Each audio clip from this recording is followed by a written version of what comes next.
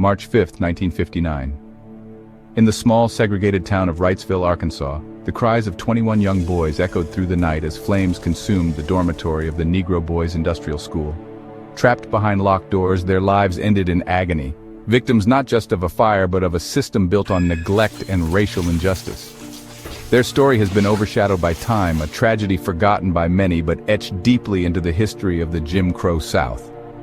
The 1950s in the American South were defined by the harsh realities of Jim Crow laws, a rigid system of segregation that relegated black citizens to the margins of society. Poverty, disenfranchisement, and racial violence were everyday experiences for millions. For black children, the dangers were magnified. Labeled delinquent for minor infractions or acts of defiance against the racial order, they were funneled into reform schools that were little more than warehouses of neglect. Reform schools for black youth were institutions of punishment, not rehabilitation. They reflected the dehumanizing attitudes of the time, where black children were criminalized simply for existing in poverty or for defying white authority. The Negro Boys Industrial School in Wrightsville, Arkansas was a stark example of this neglect. Established to house black boys deemed delinquent, the school was underfunded and overcrowded, with deplorable living conditions. Dormitories were cramped, poorly ventilated, and devoid of basic safety measures. Staff oversight was minimal and resources for education or rehabilitation were non-existent. For these boys, many of whom were orphans or victims of systemic poverty, the NBIS was not a sanctuary, it was a prison. That fateful night, 48 other black teenagers in a separate dormitory managed to break their way out of the burning building by jumping out of a window. However, the boys, aged 13 to 17, were locked inside their dormitory as part of routine protocol.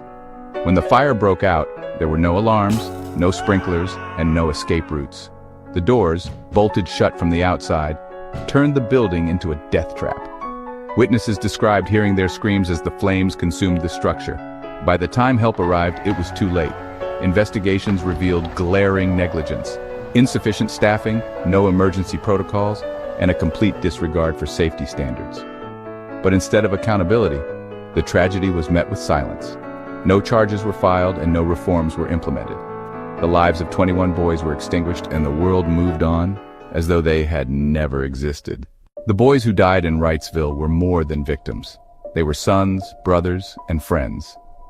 Many were sent to NBIS for minor offenses. One boy, for example, was committed simply for riding a white boy's bicycle, a so-called crime, despite the white boy's mother giving him permission.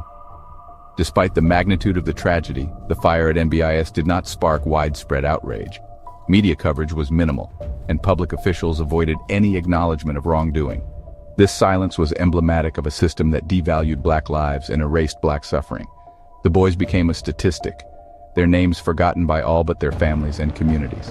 Events like Wrightsville are a reminder of how systemic racism operates, not just in acts of violence, but in the collective amnesia that follows.